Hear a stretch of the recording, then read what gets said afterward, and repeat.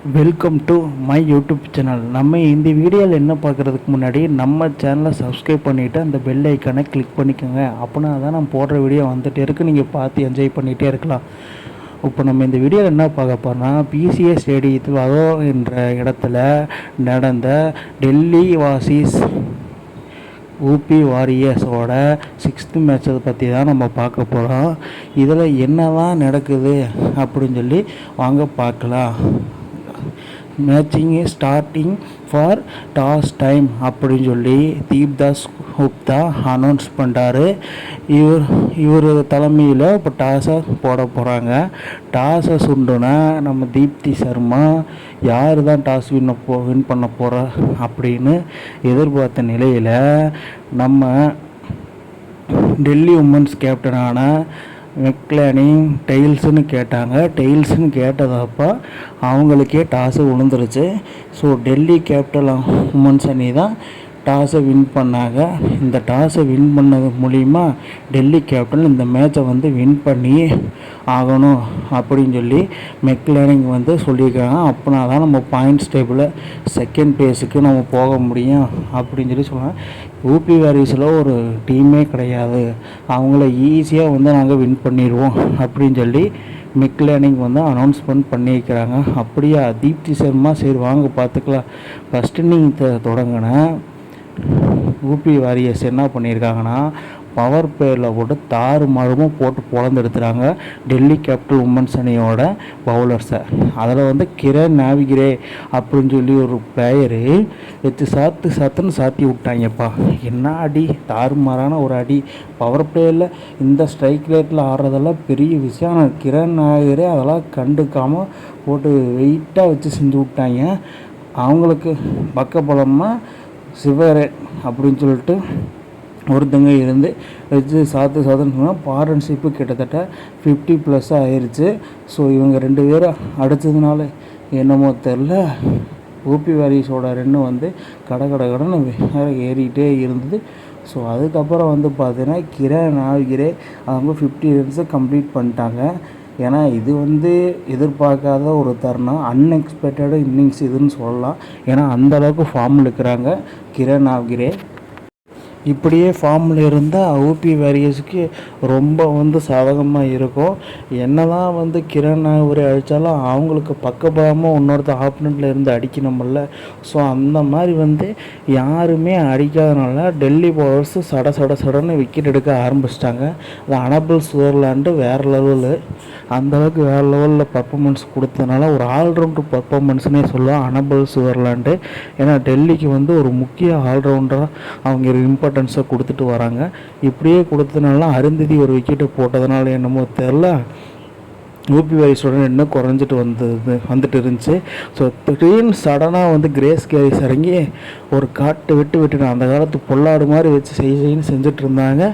செஞ்சுட்டே இருந்த சமயத்தில் டக்குன்னு என்ன பண்ணிட்டாங்க, அருந்ததி ரெட்டி உள்ளே பூந்து டக்குன்னு ஒரு விக்கெட்டை போட்டதுன்னா என்னமோ தெரில, நம்ம கிரேஸ் கேரிஸும் அவுட் ஆகிட்டாங்க. ஆனால் இருந்தாலும் 166 ரன்ஸுக்கு 7 விக்கெட்டு தான் போயிருந்தது 20 ஓவருக்கு. கிரண் நாவிகிரே 51 ரன்னு 27 பாலில், ஷெராவத் அவங்க 37 ரன்னு 33 பாலில். ஸோ அனபிள் சுதர்லாண்டு 2 விக்கெட் என்னமோ எடுத்துருக்குறாங்க 26 ரன்னு. அது 4 ஓவருக்கு ரொம்பவே பரவாயில்லன்னு தான் சொல்லணும். இப்போ DC need 167 runs to win, அதாவது 127 ரன் அடித்தா போதும். என்ன நடக்குதுன்னு பார்க்கலாம். செகண்ட் இன்னிங்ஸை ஸ்டார்ட் பண்ண டெல்லி கேபிட்டல் உமன்ஸ் அணியான சப்பாலி வர்மாவும் மெக்லானிங் 2 பேரும் பவர் பிளேயில் வேறு லெவலில் பொழந்துட்டு இருந்தாங்க. சடனாக சப்பாலி வர்மா பவர் பிளேயில் அடித்தாலும் உங்கள்கிட்ட ஸ்டார்டிங் நல்லா இருக்குது, பட்டு ஃபினிஷிங் சரியில்லையாப்பா அப்படின்னு சொல்கிற மாதிரி தான் சப்பாலி வர்மா அவுட் ஆகிட்டாங்க. டக்குன்னு விக்கெட்டை தூக்கி விட்டாங்க. இப்படி தூக்கி விட்டதுனால என்னமோ தெரில, தீப்தி சர்மா அவங்களோட கேப்டன்சி பவுலிங்கை செம்மையாக பவுல் பண்ணாங்கன்னு சொல்லலாம். ஆனால் இவ்வளோ இருந்துமே தைரா மெக்ராத்து இந்த மாதிரி பவுலர்லாம் வந்து பர்ஃபார்ம் பண்ணால் தான் வந்து ஊபி வாரியர்ஸ் வந்து வின் பண்ண முடியும். இருந்தாலும் வந்து ரொம்ப கடுமையாக கொண்டு போயிட்டுருந்தாங்க தீப்தி சர்மா அவங்க கேப்டன்சியில். ஆனால் மெக்லானிங் விடவே இல்லை, வச்சு செயல் செஞ்சுட்டு இருந்தாங்க. அந்த பக்கம் செஞ்சுட்டு இருந்த தமிழ்லாம் சடனாக ஜெமிமாவும் ஒயிட் ஆனதுனால மெக்லானிங் தான் அடித்து ஆகணும் அந்த கட்டாயத்துக்கு தள்ளப்பட்டாங்க. ஸோ அவங்களும் கம்முன்னு இருக்காமல் 50 ரன்னை கிட்ட அடித்து கிட்டத்தட்ட அவங்களும் 69 ரன்னில் அவுட் ஆகிட்டாங்க. கேப்டன்சி இன்னிங்ஸ்னால் இதுதான் சொல்லணும். இப்படியே வந்து அடிச்சுட்டே இருந்தால் என்ன தான் பண்ணுறது போட்டுக்கணும். ஃபினிஷிங்க்கு வந்து யாராவது பின்னாடி வந்து மார்ஜன் கேப்பும் நம்ம வந்து அனபிள் சுதர்லாண்ட் இருக்கிறாங்க ஒரு நம்பிக்கையில் அதிரடியாக ஆடிட்டு இருந்தால் நம்ம மெக்லானிங் என்ன பண்ணிட்டாங்க, சடனாக அவுட் ஆகிட்டாங்க. இது நடக்குது அந்த காலக்கொடுமையை. கிரேஸ் கேரிஸ் வந்து பால்லையும் வந்து ஓவர்லேயும் வந்து விக்கெட்டு போட்டதுனால மத்தியில் சுதர்லாண்டு கை கொடுக்க யாருமே இல்லை.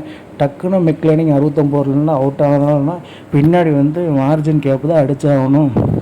இந்த மேட்ச் வந்து கடைசி வரைக்கும் போச்சு. 6 பாலுக்கு 10 ரன்னில் இருக்கும்போது சடனாக அனபிள் சுதர்லாண்ட் என்ன பண்ணிட்டாங்க, டக்குன்னு லெக் சைடில் ஒரு 4ம் ஆஃப் சைடில் ஒரு 4ம் அடித்து சடனாக வந்து வின்னிங் கேமாக கொண்டு வந்துட்டாங்க. இப்போ 4 பாலுக்கு 2 ரன் வேறு அடிக்கணும். அசால்ட்டாக வந்து அடித்து வின் பண்ணிட்டாங்க. அந்த மார்ஜின் கேப்பு ஒரு அந்த பக்கம் ஒரு பக்க வளமாக இருந்தாங்க. இப்படி இருந்ததுனால மொத்தத்தில் அனபிள் சுதர்லாண்டு அடித்ததுனால டக்குன்னு வந்து வின் பண்ணிட்டாங்க. அந்த வின்னிங் மூமெண்ட் பாருங்களேன், வேறு மாதிரி ஒரு எக்ஸ்பீரியன்ஸு. இந்த மாதிரி எக்ஸ்பீரியன்ஸ் எங்கேயும் போகணும்னா நான் சேசிங் டீம்னாலே இந்த மாதிரி மூமெண்ட்ஸ் எல்லாம் இருக்கும். Happy moments, send off moments நிறைய இருக்கும். அப்படி இருந்ததுனால என்னமோ தெரியல, செம்மையாக பர்ஃபார்ம் பண்ணாங்க தான் நான் சொல்லுவேன்.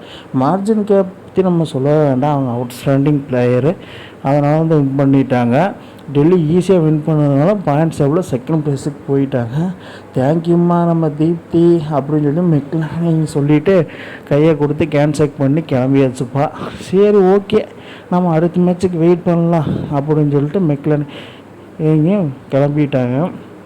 இதில் வந்து பார்த்திங்கன்னா நம்ம பிளேயர் ஆஃப் தி மேட்ச் யாருன்னா நம்ம அனபிள் சுதர்லாண்ட். ஏன்னா 35 பாலுக்கு 41 ரன் அடித்து வின்னிங் மூமெண்ட்டுக்கு உறுதுணையாக இருந்த அனபிள் சுதர்லாண்டு கண்டிப்பாக அந்த பிளேயர் ஆஃப் தி மேட்ச் அவங்களுக்கு தான். அதெல்லாம் பவுலிங்கில் வேறு 2 விக்கெட்டு வேறு லெவலில்.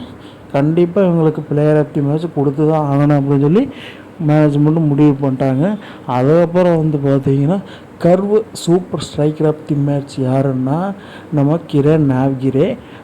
அதுக்கப்புறம் பார்த்திங்கன்னா நம்ம ஆக்டிவ் சூப்பர் 6 ஆஃப் தி மேட்சை நம்ம கிரண் நாவ்கிரே. ஏன்னா 6 எல்லாம் வந்து பார்த்திங்கன்னா இவங்க வந்து இந்தியன் பிளேயராக இல்லை வெஸ்ட் இண்டீஸ் பிளேயரானே தெரில, அந்த மாதிரி ஒரு அடி. அதுக்கப்புறம் வந்து பார்த்திங்கன்னா active catches of the match யாருன்னா நம்ம சப்பாலி வர்மா. ஏதாவது வாங்கினா அப்படின்னு சொல்லிட்டு சொன்னாங்க. இதே மாதிரி நம்ம வீடியோ வந்துக்கிட்டே போட்டே இருப்போம். நீங்கள் நம்ம சேனலை சப்ஸ்கிரைப் பண்ணிட்டு கொஞ்சம் சப்போர்ட் பண்ணுங்கள். இந்த மாதிரி வந்து வீடியோ அடுத்த மேட்ச்சில் என்ன தான் வந்து நடக்க போதும் கொஞ்சம் பொறுத்திருந்து பார்ப்போம். வெயிட் பண்ணி தான் பார்க்கணும். இந்த மாதிரி இன்ட்ரெஸ்டிங் கிரிக்கெட் வீடியோவை தெரிஞ்சுக்க நம்ம சேனலை சப்ஸ்கிரைப் பண்ணுங்கள், லைக் அண்ட் கமெண்ட் பண்ணுங்கள். மேலும் உங்களுக்கு வீடியோ வந்துகிட்டே இருக்கும்.